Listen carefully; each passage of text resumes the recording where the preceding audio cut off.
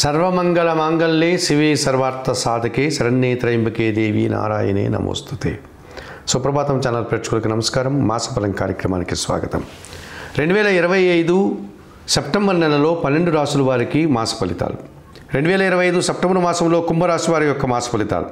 కుంభరాశి వారికి అతి తక్కువ గ్రహాలు మాత్రమే అనుకూలంగా ఉన్నాయి, ఎక్కువ గ్రహాలు ప్రతికూలంగా ఉన్నాయి.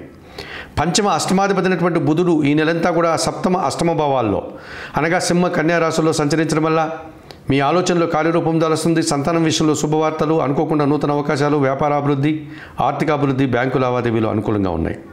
ద్వితీయ లాభాధిపతి అయినటువంటి గురువు పంచమంలో మిథున రాశిలో సంచరించడం వల్ల సంతానం విషయంలో శుభవార్తలు, మీరు అనుకున్న పనులు అనుకున్నట్లుగా పూర్తి చేస్తారు. మీ మాటకు విలువ పెరుగుతుంది. వృత్తి ఉద్యోగ వ్యాపారాల్లో అభివృద్ధిని, సమాజంలో గుర్తింపుని తెచ్చుకోగలుగుతారు. మరి బుధుడు గురువు అనుకూలంగా సంచరిస్తూ మిగతా గ్రహాలంతా ప్రతికూలంగా సంచరిస్తున్నాయి. సప్తమాధిపతి అయినటువంటి సూర్య భగవానుడు సప్తమ అష్టమ భావాల్లో ఈ సెప్టెంబర్ అంతా కూడా సింహ కన్యా రాశిలో సంచరించడం వల్ల అధికారులతో అభిప్రాయ భేదాలు, జీవిత భాగస్వామితో మనస్పర్ధలు, అనారోగ్య సమస్యలు ఇబ్బందికరంగా కనిపిస్తున్నాయి.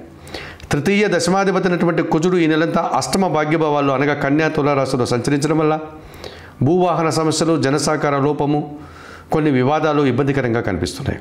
చతుర్థ భాగ్యాధిపతి అయినటువంటి శుక్రుడు ఈ సెప్టెంబర్ మాసమంతా కూడా షష్టమ సప్తమ భావాల్లో అనగా కర్కాటక సింహరాశుల్లో సంచారం కొనసాగించడం వల్ల స్త్రీలతో మనస్పర్ధలు, కుటుంబంలో అశాంతి, దుబారా ఖర్చులు కనిపిస్తుంది.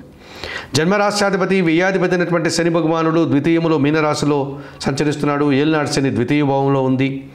పనిభారం పెరుగుతుంది, శ్రమ అధికమవుతుంది, పోటీ ప్రపంచంలో వెనకడుగు వేస్తారు. పనివారి సహకారం కూడా ఇబ్బందికరంగా మారుతుంది. జన్మరాశిలో కుంభరాశిలో రాహు సంచరిస్తున్నాడు. దుబారా ఆలోచనలు, దుబారా ఖర్చులు, విదేశీ వ్యవహారాలు ప్రతికూలంగా ఉన్నాయి. సప్తమ భావంలో సింహరాశిలో కేతువు సంచారం నిరాశని కలిగిస్తుంది, అశాంతిని కలిగించే సంఘటనలు జరగడానికి అవకాశం ఉంది.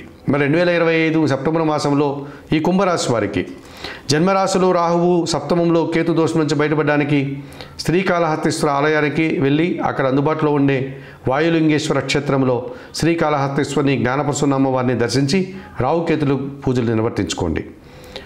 ద్వితీయంలో శని దోషం ఉంది, శనీశ్వర దర్శనం లేకపోతే ఈశ్వర దర్శనం చేసుకోండి. బిల్వాష్టకం పారాయణం చేయండి. సప్తమ శుక్రదోషం నుంచి బయటపడడానికి లక్ష్మీదేవి దర్శనం మీకు శుభాన్ని కలుగజేస్తుంది. అష్టమంలో కుజదోషం ఉంది. సుబ్రహ్మణ్య స్వామికి కరావలంబ స్తోత్ర పారాయణం, సుబ్రహ్మణ్య స్వామికి అభిషేకం నిర్వర్తించుకోండి. సప్తమ రవిదోషం నుంచి బయటపడడానికి సూర్యారాధన, సూర్య దర్శనం, గోధుమలు కానీ గోధుమ పిండి కానీ దానం చేయడం వల్ల మరింతగా మంచి ఫలితాలు అందుకోగలుగుతారు.